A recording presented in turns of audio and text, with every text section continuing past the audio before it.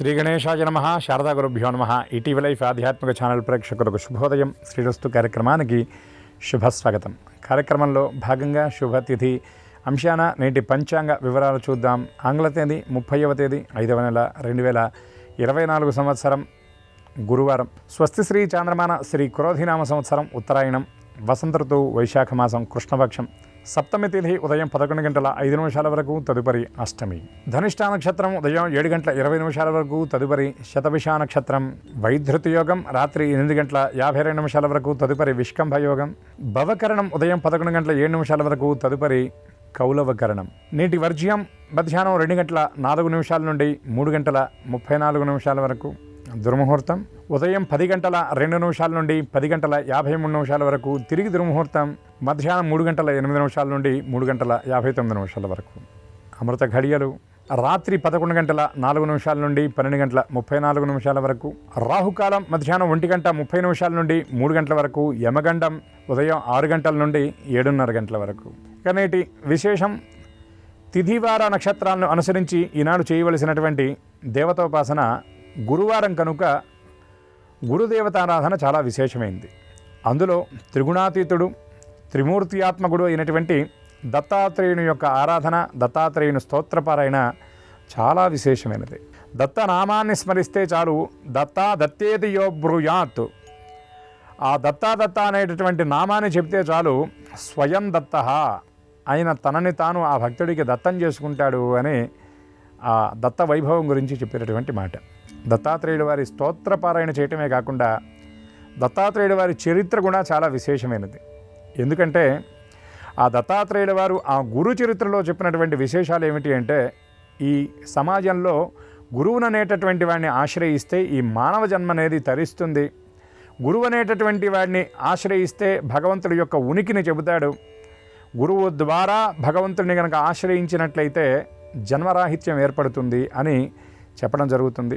అంతేకాకుండా ఆ జీవుడికి దేవుడికి మధ్యలో అనుసంధానం ఎవరు అంటే గురువు అని విశిష్టంగా చెప్పబడుతుంది. ఆ గురు అనేటటువంటి నామానికే చాలా విశిష్టత ఉన్నది. గుకారో అంధకారస్య రుకారస్థ నిరోధకృత్ అంధకార వినాశిత్వాత్ గురుడిత్యభిధీయతే అనే శాస్త్రం చెబుతున్నటువంటి మాట. అంతేకాకుండా ఇంకొక మాట కూడా చెప్తారు. వ్యాసవచనం ఒకటి ఉన్నది. గంగా పాపం శశీతాపం దైన్యం కల్పహరుస్తథా పాపంచ తాపంచ దైన్యంచ గురుర్హరతి దర్శనాత్ అని చెప్తారు. గంగలో స్నానం చేస్తే పాపం నశిస్తుంది. దైన్యం కల్పహరుస్తథా అంటే వీడి దారిద్ర్యం ఏదైతే ఉన్నదో, కల్పవృక్షం కనుక మనకు లభిస్తే వీడి దారిద్ర్యం అంతా కూడా పటాపంచలైపోయి సమస్త ఐశ్వర్యాలు సిద్ధిస్తాయి. కల్పవృక్షము అంటే ఆ వృక్షానికి ఉన్నటువంటి విశిష్టత ఏమిటంటే, నీ మనస్సులో నీవేమనుకున్నావో దాన్ని అది కల్పించి నీకు అందజేస్తుంది. అందుకే దాన్ని కల్పవృక్షం అన్నారు. ఇది దేవలోకంలోనే ఉంటుంది. కల్పవృక్షం మనకు లభిస్తే మన దరిద్రం అంతా తొలగిపోతుంది. అట్లాగే పాపంచ తాపంచ, తాపం అంటే మన వేడి, మన బాధ, దీన్ని పోగొట్టేటటువంటి వాడు ఎవరంటే శశి, చంద్రుడు. మనం పౌర్ణమి రోజు చక్కగా ఆ చంద్రబింబాన్ని చూచినట్లయితే మన మనస్సులో ఉన్న శరీరానికి ఉన్నటువంటి తాపం అంతా కూడా పోతుంది. అలాగే చంద్రుడికున్న విశిష్టత ఏమిటంటే ఓషధీనామధిపతిశ్చంద్ర అని వేదం చెప్తుంది. వేసినటువంటి గింజలు మొలకెత్తాలి అంటే చంద్రుడి యొక్క కిరణాలు నేల మీదకి రావాలి. అటువంటి తాపాన్ని పోగొట్టేటటువంటి వాడు చంద్రుడు. కానీ పాపాన్ని, తాపాన్ని, దైన్యాన్ని పోగొట్టేటటువంటి వాడు ఎవరంటే గురువు. గురు దర్శనం మాత్రం చేతనే అవన్నీ తొలగిపోతాయి. అందుకే గణపతి ప్రార్థన చేసిన తర్వాత, సరస్వతి ప్రార్థన చేసిన తర్వాత అందరూ విధిగా చెప్పే మాట ఏమిటి అంటే శ్రీ గురుభ్యో నమః. అటువంటి గురు కటాక్షం అందరికీ పరిపూర్ణంగా ఉండాలని ఆశిస్తూ స్వస్తి.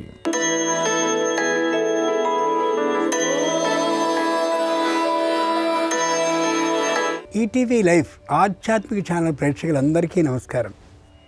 శ్రీరస్తు కార్యక్రమంలో గ్రహయోగం అంశానికి స్వాగతం. ఈనాటి గ్రహయోగంలో మేషాది ద్వాదశ రాశుల వారికి కలిగే శుభ అశుభ ఫలితాలని, అవసరమైన సందర్భాల్లో ప్రత్యామ్నాయ మార్గాల్ని తెలుసుకుంటారు. అంతేకాక ఏ రాశి వారికి ఏ దిక్ప్రయాణం నేడు లాభిస్తుందో, ఏ రాశి వారికి ఏ దైవం నేడు అనుకూలించబోతున్నాడో, ఏ రాశివారు ఏ రంగు దుస్తుల్ని ధరించినట్లయితే కార్యాలన్నీ కూడా నిర్విఘ్నంగా కొనసాగుతాయో, ఏ రాశివారికి ఏ రంగు నేటికి మాత్రం అదృష్ట సంఖ్యగా పరిణమించబోతోందో ఆ విశేషాలని కూడా క్రమంగా తెలుసుకుంటారు. ముందుగా నేటి పంచాంగం. ఈరోజు బహుళ సప్తమి, గురువారం, నక్షత్రం ధనిష్ట, ఉదయం 7:20 వరకు, తదుపరి శతభిషం. ఇక నేటి గ్రహస్థితిని పరిశీలించి చూద్దాం. మేషంలో బుధుడు, వృషభంలో రవి, గురు, శుక్రులు, కన్యలో కేతువు, కుంభంలో చంద్రుడు, శని, మీనంలో కుజ, రాహువులు ఉన్నారు. ఈ గ్రహస్థితి ఆధారంగా ద్వాదశ రాశుల వారి ఫలితాలని క్రమంగా పరిశీలించుద్దాం. ముందుగా మేషరాశి.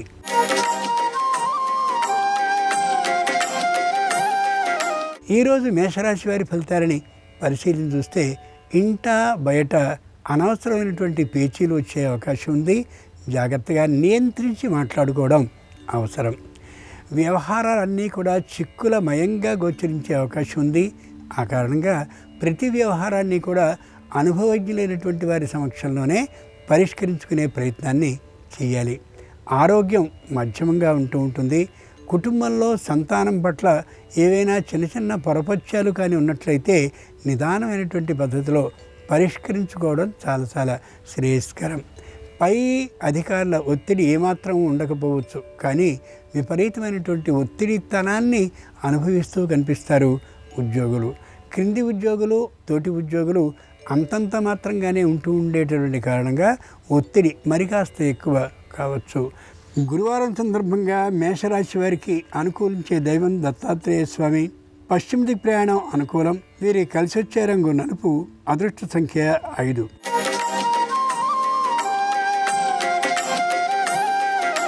ఈరోజు వృషభ రాశి వారి ఫలితాలని పరిశీలించి చూస్తే దూర ప్రాంతానికి బదిలీ అయ్యేటువంటి అవకాశం గోచరిస్తోంది. పై అధికారులని కానీ మచ్చిక చేసుకోగలిగినట్లయితే, ప్రార్థించినట్లయితే ఆగిపోయే అవకాశం కూడా గోచరిస్తోంది. వృత్తి చేస్తూ ఉండేటటువంటి వారికి విశేషమైన ఆదాయం కనిపిస్తుంది. వ్యాపారం చేసేటటువంటి వారికి చేతి నిండుగా ధనం కూడా లభించి పెట్టుబడిని మరింతగా పెట్టే అవకాశం ఉంది. స్వదేశంలో ఉన్నవారు విదేశానికి, విదేశంలో ఉన్నవారు స్వదేశానికి వచ్చేందుకు ప్రయత్నాల్ని మాత్రం చేస్తారు తప్ప అనుకూలించే అవకాశం చాలా తక్కువ. న్యాయస్థానంలో ఏవైనా అభియోగాలు అపరిష్కృతంగా కానీ ఉన్నట్లయితే అవి అనుకూలమైన తీర్పునిచ్చే అవకాశం ఏమాత్రం ఉండకపోవచ్చు. వాయిదా కోరుకోవడం చాలా మంచిది. గురువారం సందర్భంగా వృషభ రాశి వారికి అనుకూలించే దైవం శ్రీ మహావిష్ణువు. వాయువ్య దిక్ ప్రయాణం అనుకూలం. కలిసి వచ్చే రంగు తెలుపు. అదృష్ట సంఖ్య 4.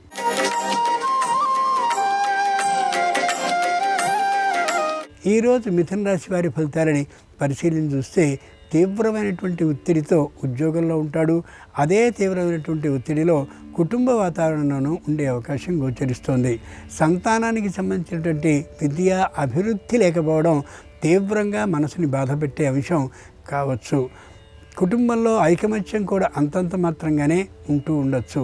అన్నదమ్ములు, అప్పచెల్లెళ్ళు కుటుంబపు ఆస్తిని పంచేందుకోసం గట్టి ఒత్తిడులు తెస్తూ ఉంటే మౌనంగా ఉండడమే మంచిది తప్ప తమ నిర్ణయాన్ని ప్రకటించేసి ఆ పంపకం సరైనదే అనేటువంటి ఆలోచన చేయడం ఏమాత్రం సరికాకపోవచ్చు. కుటుంబంలో ఉన్నటువంటి అందరి ఆరోగ్యము బాగానే ఉంటుంది, కానీ ఔషధ సేవ మాత్రం క్రమం తప్పక చేస్తూ ఉండాల్సిందే. మిథున రాశి వారికి గురువారం సందర్భంగా అనుకూలించే దైవం షిరిడీ సాయి. ఆగ్నేయ దిక్ ప్రయాణం అనుకూలం. కలిసి వచ్చే రంగు పసుపు పచ్చన. అనుకూలించే అదృష్ట సంఖ్య 7.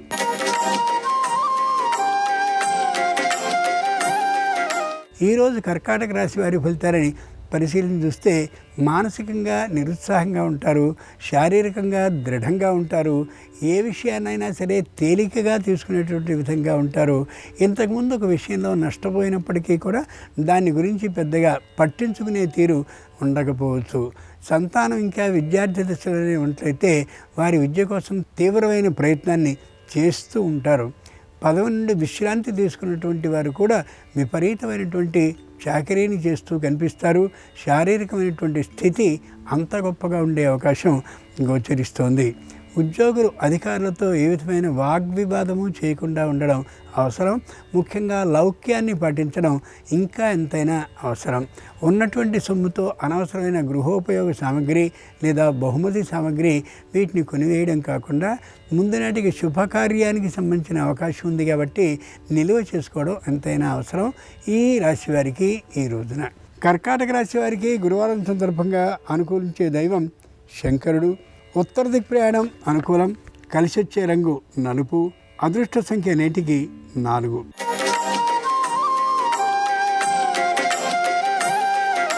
ఈరోజు సింహరాశి వారి ఫలితాలని పరిశీలన చూస్తే ప్రతి విషయానికి ధైర్యంగా ఉంటారు. శారీరకమైనటువంటి అనారోగ్యం ఏమాత్రం లేకుండా ఉంటారు. దేనికైనా సరే సిద్ధమే అన్నటువంటి ధోరణితో సాహసం ధైర్యంతో కనిపిస్తూ ఉంటారు. అనవసరమైనటువంటి వ్యసనం ఉండేటటువంటి కారణంగా దానికి హెచ్చు మొత్తంలో ఖర్చు చేసే అవకాశం గోచరిస్తోంది. కుటుంబంలో సంతానం ఎక్కడైనా చదువుతూ ఉన్నట్లయితే వారికి సంబంధించినటువంటి వ్యయం మరింతగా అయ్యే అవకాశం ఉంది. దాని కారణంగా రుణాన్ని చేయవలసి రావచ్చు. రుణాన్ని చేసి చదివించడం మంచిదైనటువంటి పనే. ముఖ్యంగా బంధుమిత్రులతో మాట్లాడేటువంటి సందర్భంలో కుటుంబానికి సంబంధించిన విషయాలన్నింటినీ చెప్పకుండా ఉండడం ఎంతైనా మంచిది. ఒకవేళ వారికే కానీ తెలిసి అడిగినట్లయితే ముభావంగా ఉండడం కానీ చిరునవ్వు నవ్వడం కానీ మంచిది తప్ప ఉన్న విషయాన్ని పూసగుచ్చి వివరించడం ఇబ్బంది కలిగించేటువంటి అంశమే కావచ్చు. న్యాయస్థానంలో అభియోగాలు ఏవైనా అపరిష్కృతంగా కానీ ఉన్నట్లయితే తప్పక పరిష్కరింపబడే అవకాశం గోచరిస్తుంది. అక్కడ ఏ విధమైనటువంటి అసత్యము అధర్మము లేకుండా ఉండేలా పత్రాలన్నింటినీ సిద్ధం చేయడం ఎంతైనా అవసరం. గురువారం సందర్భంగా సింహరాశి వారికి అనుకూలించే దైవం ఆంజనేయ స్వామి. దక్షిణ దిక్ ప్రయాణం అనుకూలం. కలిసి వచ్చే రంగు నీలం. నేటి అదృష్ట సంఖ్య 7.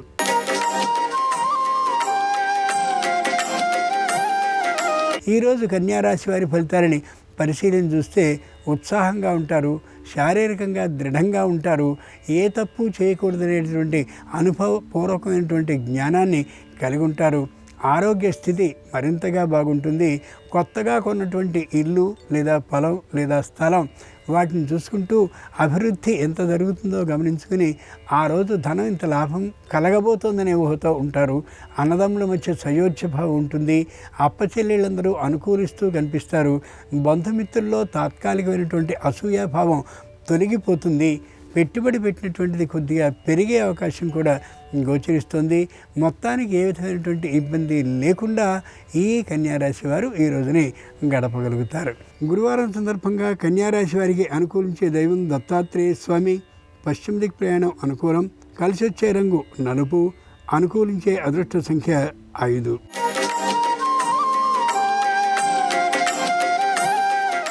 ఈరోజు తులారాశి వారి ఫలితాలని పరిశీలన చూస్తే మంచి ధైర్యంగా ఉంటారు. ఎవరి మాటని వినకుండా ఉంటారు. వినే లక్షణం కూడా ఉండదు. ఎందుకు వినలేదా అనే పశ్చాత్తాపబుద్ధి ఈనాడో ఉండదు. అంత ధైర్యంగా ఉండగలుగుతారు. కొత్తదైనటువంటి ఇంటిని కొన్నప్పటికీ కూడా ఆ ఇంటి మీద ఆదాయం పెద్దగా లేకపోయేసరికి ఆ ఇల్లు పెద్దగా కలిసి రాకపోతూ ఉండే పరిస్థితి కనిపించిన దానికి కొద్ది నిరుత్సాహాన్ని తాత్కాలికంగా పొందే అవకాశం ఉంది. న్యాయస్థానంలో అనుకూలమైనటువంటి తీర్పు లభించేటటువంటి కారణంగా వేరు సంసారాన్ని పెట్టే అవకాశం గోచరిస్తుంది. కొద్దిగా ఆలోచించుకుని మాత్రమే ప్రవర్తించడం అవసరం. ఎవరైనా ఒక మాటని కానీ అన్నట్లయితే ఏమాత్రము తట్టుకోలేటువంటి స్థితి గోచరిస్తూ ఉంటుంది. అది కూడా అవసరమే అనే యథార్థాన్ని మర్చిపోకూడదు. అయితే అది అతి మాత్రం కాకూడదనే యథార్థాన్ని గమనించుకోగలగాలి. గురువారం సందర్భంగా తులారాశి వారికి అనుకూలించే దైవం లక్ష్మీనరసింహస్వామి. పశ్చిమ దిక్ ప్రయాణం అనుకూలం. కలిసి వచ్చే రంగు నలుపు. అదృష్ట సంఖ్య నేటికి 5.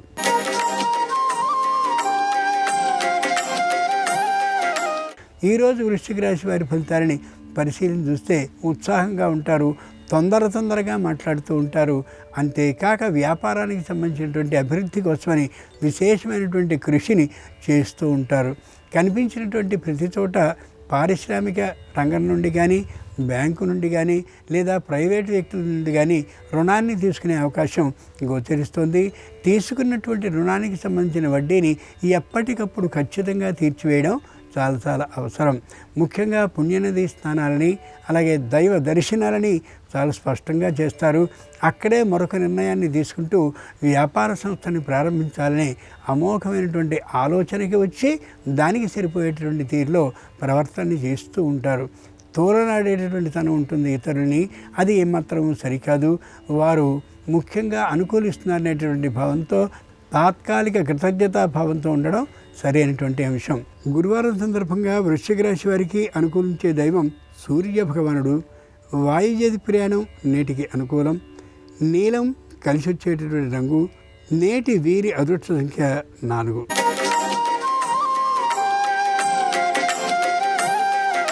ఈరోజు ధనురాశి వారి ఫలితాలని పరిశీలించి చూస్తే శారీరకంగా దృఢంగా ఉంటారు, నిర్లక్ష్య భావంతో ఉంటారు. ముఖ్యంగా కుటుంబ ఐకమత్యానికి వ్యతిరేకంగా ప్రయాణిస్తూ ఉంటారు. ఇటు అటు తల్లిదండ్రుల్లో ఎవరికో ఒకరికి అనారోగ్యం కలిగే అవకాశం గోచరిస్తోంది. నిత్యము చేసే ఔషధ సేవని ఆపకుండా ఉండేలా చేయవలసిందిగా ప్రోత్సహించడం, అవసరమైతే వారి ఇంటికి వెళ్ళి వారికి ఈ విషయాన్ని చెప్పి ఒప్పించి రావడం ఎంతైనా అవసరం. దుర్వ్యసనం కారణంగా కొంత సొమ్ము ఖర్చు అయ్యే అవకాశం ఉంది కాబట్టి దుర్వ్యసనం లేకుండా చేసుకోవడం, లేని పక్షంలో అదుపులో ఉంచేలా ప్రవర్తిస్తూ ఉండడం ఎంతైనా అవసరం. దూరభార ప్రయాణాన్ని చేసేటువంటి సందర్భంలో తగినటువంటి భద్రతా ప్రమాణాలని పాటించి తీరవలసిందే. లేని పక్షంలో కొద్ది ఇబ్బందులకు గురయ్యే అవకాశం గోచరిస్తోంది. ధనురాశి వారికి గురువారం సందర్భంగా అనుకూలించే దైవం శ్రీరామచంద్రమూర్తి. తూర్పు దిక్కు ప్రయాణం అనుకూలం. కలిసొచ్చే రంగు ఆకుపచ్చన. అనుకూలించే అదృష్ట సంఖ్య 3.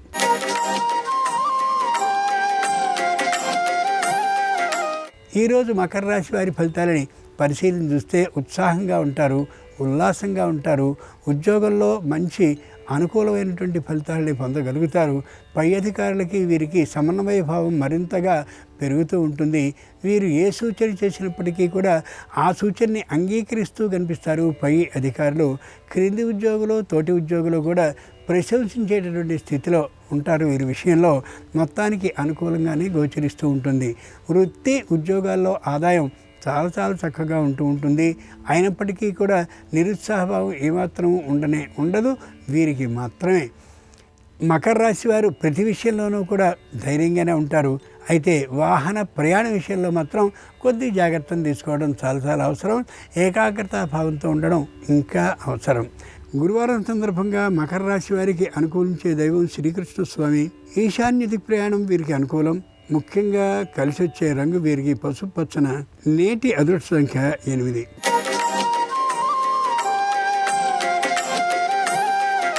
ఈరోజు కుంభరాశి వారి ఫలితాలని పరిశీలించి చూస్తే ఏ విషయము దాదాపుగా ముడిపడే అవకాశం గోచరించకపోవచ్చు.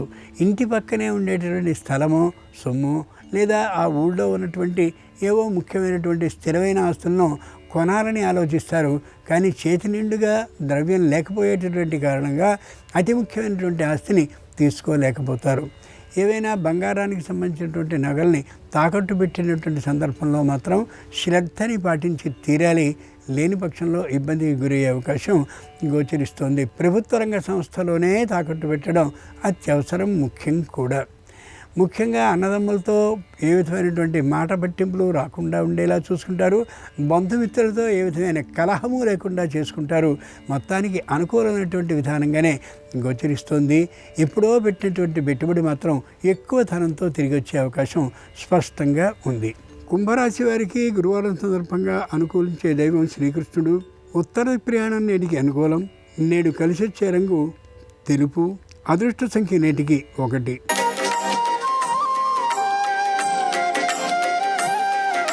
ఈరోజు మీనరాశి వారి ఫలితాలని పరిశీలన చూస్తే శారీరకంగా ఉత్సాహంగా ఉంటారు, మానసికంగా ధైర్యంగా ఉంటారు.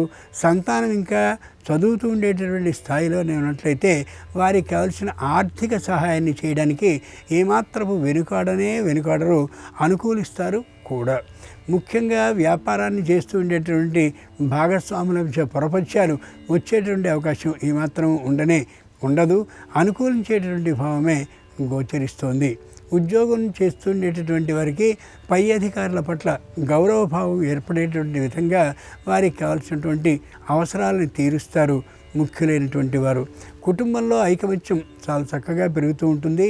అయితే స్పష్టమైనటువంటి ఒక నిర్ణయాన్ని చేసి దాని మీద మాత్రమే ఉండడం అనేది వీరికి సాధ్యం కాకపోవచ్చు.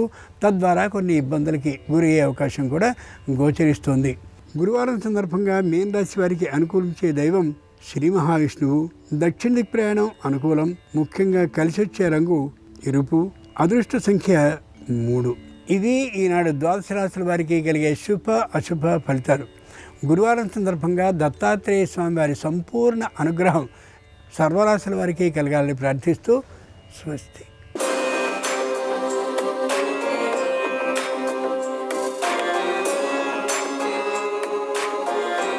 నమస్కారం. శ్రీరస్తు కార్యక్రమంలో పరిహారాలు పరిష్కారాలు అనే శీర్షికకి స్వాగతం. మీకు రావలసిన ధనం సకాలంలో చేతికి అందటానికి, మొండి బకాయిలు త్వరగా వసూలు కావటానికి ఎలాంటి ప్రత్యేకమైన పరిహారాలు పాటించాలో నేటి పరిహారాలు పరిష్కారాలు అనే శీర్షికన పరిశీలిద్దాం.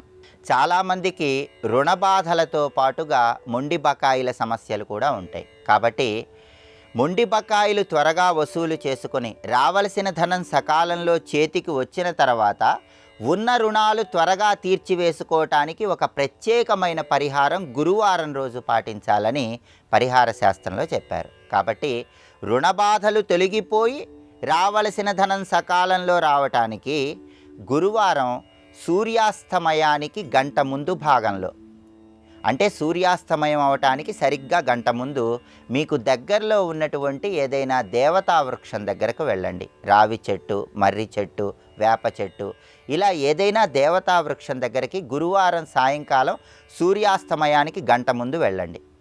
ఆ దేవతా వృక్షం దగ్గర 1 కిలో పంచదార చీమలకు ఆహారంగా వేసి రండి. ఇలా చేస్తే రావలసిన ధనం సకాలంలో వచ్చి ఆ ధనం ఉపయోగించుకొని మీకున్న రుణ బాధల నుంచి సులభంగా బయటపడవచ్చు. అలాగే రావలసిన ధనం సకాలంలో రావటానికి జమ్మి చెట్టు దగ్గర 41 రోజులు ఒక ప్రత్యేకమైన విధి విధానం పాటించాలి. ప్రతిరోజు జమ్మి చెట్టు దగ్గరకు వెళ్ళి 12 ప్రదక్షిణలు చేయండి. ఇలా 41 రోజులు చేస్తే 41 రోజులు పూర్తయిన తర్వాత అతి త్వరలో రావలసిన ధనం సకాలంలో రావటానికి ఆస్కారం ఉంటుందని పరిహార శాస్త్రంలో చెప్పారు.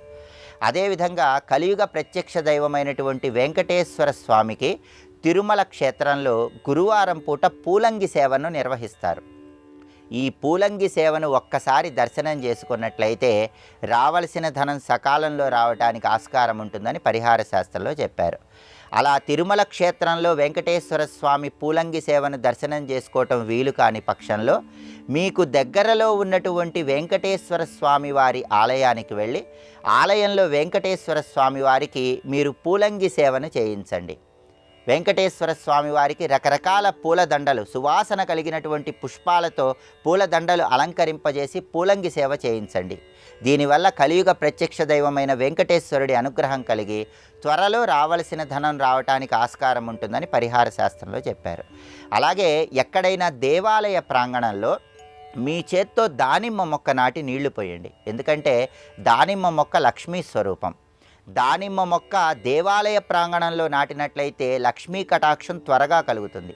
దానివల్ల రావలసిన ధనం సకాలంలో మీకు అందుతుంది. అదేవిధంగా ప్రతి ఆదివారం సాయంకాలం పూట మీ ఇంటి గుమ్మం ముందు ఒక ప్రత్యేకమైన దీపం పెడితే కూడా మీకు రావలసిన ధనం తొందరగా మీకు చేతికి వస్తుందని పరిహార శాస్త్రంలో చెప్పారు. ఆ ప్రత్యేకమైన దీపాన్ని ఎలా వెలిగించాలంటే ప్రతి ఆదివారం సాయంకాలం పూట మీ ఇంటి ముందు భాగంలో ఒక ప్రమిద ఉంచి ఆ ప్రమిదలో ఆముదము, ఆవు నెయ్యి ఈ 2 కలిపి దీపాన్ని వెలిగించండి. ఆముదం శని భగవానుడికి ప్రియమైంది, ఆవు నెయ్యి నవగ్రహాల్లో శుక్రుడికి ప్రియమైంది. శని శుక్రుల బలం ఉన్నట్లయితే రావలసిన ధనం సకాలంలో చేతికి అందుతుంది. ఇలా 12 ఆదివారాలు చేయటం ద్వారా మీకు మొండి బకాయిలు త్వరగా వసూలు కావటానికి, రావలసిన ధనం సకాలంలో చేతికి అందటానికి ఆస్కారం ఉందని పరిహార శాస్త్రంలో చెప్పారు. ఇలా ప్రత్యేకమైన పరిహారాలు పాటిస్తూ రావలసిన ధనం సకాలంలో చేతికి అందిన తర్వాత మీకున్న రుణ బాధల నుంచి కూడా సులభంగా బయటపడండి. అదేవిధంగా శ్రీ మహాలక్ష్మీదేవికి గురువింద గింజలంటే ఎంతో ప్రీతిపాత్రం. నల్ల గురువింద గింజలకి లక్ష్మీ కటాక్షాన్ని కలిగింపజేసే శక్తి ఎక్కువగా ఉంటుంది. నల్ల గురువింద గింజలు ఉపయోగించి సంపూర్ణంగా లక్ష్మీ కటాక్షం ఎలా పొందవచ్చో, అలాగే శుక్రుడికి ప్రియమైన కర్పూరం ఉపయోగించి ధనపరంగా ఎలాంటి పురోభివృద్ధిని సాధించవచ్చో రేపటి పరిహారాలు పరిష్కారాలు అనే శీర్షికన పరిశీలిద్దాం. నమస్కారం. ఈ కార్యక్రమాన్ని తిరిగి చూడాలనుకుంటే www.youtube.com/ETV Life Spiritual లో చూడవచ్చు.